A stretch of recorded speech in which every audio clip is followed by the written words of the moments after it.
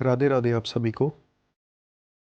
इस वीडियो में मैं आपके साथ एक बहुत ही बढ़िया कथा शेयर करने जा रहा हूँ। चलिए साथ में सुनते हैं।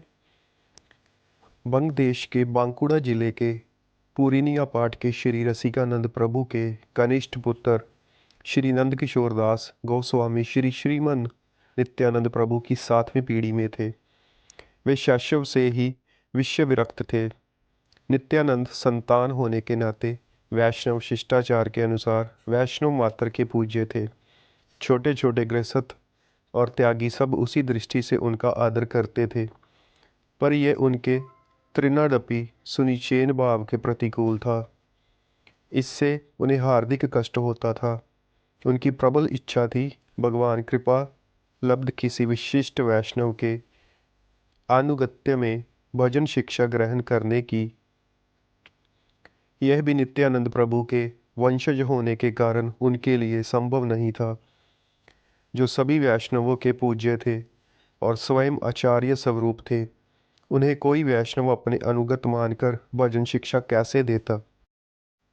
इसलिए वे चुपचाप घर छोड़कर वृंदावन चले गए। उस समय गौड़ीय वैष्णव समाज के मुकुटमणि श्री विश्वनाथ चक्रवर्ती पाद वृंदावन में रहते थे।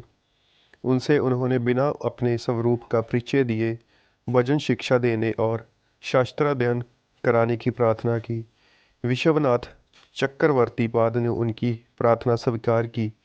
कुछ दिन वे उनके अनुगत्य में भजन और शास्त्राध्ययन करते रहे। किसी ने ना जाना कि वे नित्यानंद संतान हैं, पर उनकी माँ उनके बिना किसी से कहे घर छोड़कर चले जाने के कारण बहुत दुखी हुई थी। उन्होंने उन्हें खोजने के लिए कई वैष्णवों को इधर उधर भेज रखा था। उनमें से एक उन्हें खोजते खोजते वृंदावन में चक्रवर्ती पाद के पास जा पहुँचे। चक्रवर्ती पाद को उन्होंने उनके स्वरूप का परिचय देते हुए उनकी माँ की दारुण व्यथा का वर्णन किया और घर लौटकर उनकी इच्छा अनुसार विवाह करने की आज्ञा देने का अनुरोध किया। चक्रवर्ती पाद परम पूज्य माँ गोस्वामी की इच्छा की अवहेलना कैसे करते। उन्होंने नंद किशोर गोस्वामी से कहा, आपने मुझे अपने शिक्षा गुरु के रूप में अंगीकार किया है, मैं यदि कुछ गुरु दक्षिणा मांगू तो देंगे। वो बोले, क्यों नहीं, आप आज्ञा करें। नंद किशोर जी ने तुरंत कहा, मेरी गुरु दक्षिणा रूप में आप अब माँ की आज्ञा अनुसार घर लौट जाएं और विवाह करें। नंद किशोर घर लौट गए, विवाह किया और एक पुत्र को जन्म दिया। उसके पश्चात वे फिर गृह त्याग कर वृंदावन चले गए। अपने साथ संवत की बादशाही सनद के साथ श्री श्री निताई गौरंग विग्रह लेते गए, जिनकी आज भी श्रृंगारवट में विधिवत सेवा पूजा चल रही है। उनका अलौकिक प्रभाव देख जोधपुर के तत्कालीन राजा ने उन्हें बहुत सी भू संपत्ति प्रदान की, जिसका उनके वंशज निताई गौरांग की सेवा में उपयोग कर रहे हैं। श्रीपाद नंद किशोर जी के पास बोंदू नाम का एक ब्रजवासी बालक रहता था, जो उनकी गायों की देखभाल करता था। उसे लोग बोंदू इसलिए कहते थे कि उसे छल कपट और चतुराई छूकर भी नहीं गए थे। उससे यदि उपहास में कोई कुछ छूट भी कह देता था तो वह उसे मान लेता था। शंका करना तो उसे आता ही न था। वह नित्य बाल भोग प्रसाद पाकर श्रीपाद की गायें चराने जमुना पार बांडीर वन में जाया करता। उससे किसी ने कहा था कि बांडीर वन में नंदलाल ग्वाल बाल सहित गायें चराने जाते हैं।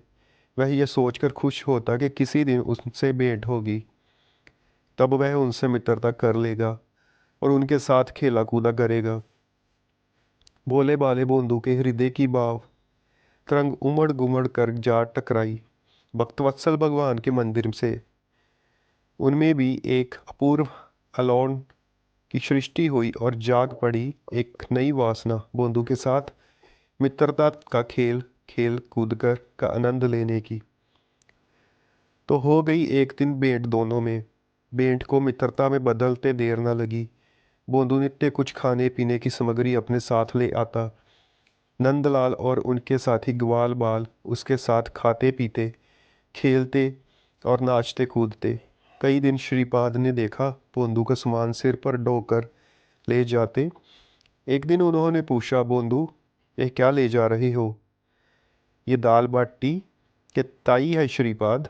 दाल बाटी किसके लिए? नंदलाल और बिन के साथी ग्वाल बालन के लिए। हम सब मिलके रोज दाल बाटी बनाते हैं। नंदलाल, कौन से नंदलाल रे? बेई बंसी बारे, जो बांडीर वन में गैया चराने हैं। बंसी बारे बांडीर वन में गैया चराने हैं? अच्छा, बता तो उनका मुखारविंद और वेशभूषा कैसी है? वे बड़े मलूक हैं। सिर पे मोर मुकुट धारण करे हैं, कानन में कुंडल, गले में बनमाला धारण करे हैं और पीले रंग को ओढ़ना ओढ़े हैं। सच में बड़े मलूक लगे हैं। श्रीपाद आश्चर्यचकित नेत्रों से बोंदू की ओर देखते रह गए। उन्हें उसकी बात का विश्वास नहीं हो रहा था, पर वे विश्वास किए बिना रह भी नहीं सक रहे थे, क्योंकि वे जानते थे बोंदू झूठ नहीं बोलता। उन्होंने कहा, अच्छा बोंदू, एक दिन नंदलाल और उनके साथियों को यहाँ ले आना। उनसे कहना श्रीपाद के यहाँ आपका दाल बाटी का निमंत्रण है। वे आ जाएगा ना? थामेंगे क्यों नहीं, मैं बिल्कुल ले जाऊंगा, बोंदू ने खुश होकर कहा। उस दिन बांडीरवन जाते समय बोंदू सोच रहा था, आज नंदलाल से श्रीपाद के निमंत्रण की कहूँगा तो वह कितना खुश होगा। पर जब उसने उनसे निमंत्रण की बात कही तो वे बोले, हम काऊ को नोतो ओतो नाय खामे। बोंदू का चेहरा सुस्त पड़ गया। उसने कहा, नाय नंदलाल, तो को चलनो पड़ेगो। मैंने श्रीपाद से कह दी है, मैं तो ले जाऊंगो। नाय हम नाय नाय जाए, हमको श्रीपाद सो कहाँ करनो। नंदलाल ने गर्दन हिलाकर मुंह बिचकाते हुए कहा। बोंदू रोस करना नहीं जानता था, पर उस समय उसे रोस आ गया। उसने नंदलाल से कुछ नहीं कहा, पर वह अपनी गैयों को अलग कर कहीं अन्यत्र जाने लगा, जैसे वह नंदलाल से कह रहा हो, तुझे श्रीपाद से कुछ नहीं करना तो मुझे भी तुझसे कुछ नहीं करना, बस हो चुकी मेरी तेरी मैत्री। वह थोड़ी दूर ही जा पाया था कि नंदलाल ने पुकारा, बोंदू, ओ बोंदू, नेक सुन जा। बोंदू क्या अब सुनने वाला था? वह और भी तेजी से गैयों को हाँकने लगा।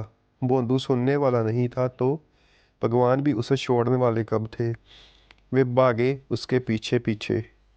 वाह रे वज्र के भगवान, तुम्हें भगवान कहते भी वाणी लज जाती है। भगवान जो अनंत कोटि ब्रह्मांड की सृष्टि, स्थिति और प्रलय करता है, वह ब्रह्मा विष्णु और महेश जिनके अंश के भी अंश है, वे क्या किसी व्यक्ति के पीछे ऐसे भागते हैं जैसे उनकी उससे कोई अपनी गर्ज अटकी हो, जैसे उसके रूठ जाने से उनका त्रिलोकी का साम्राज्य छिन जाने वाला हो। पर वे जिसके पीछे भागे वह भाग कर जाए कहाँ?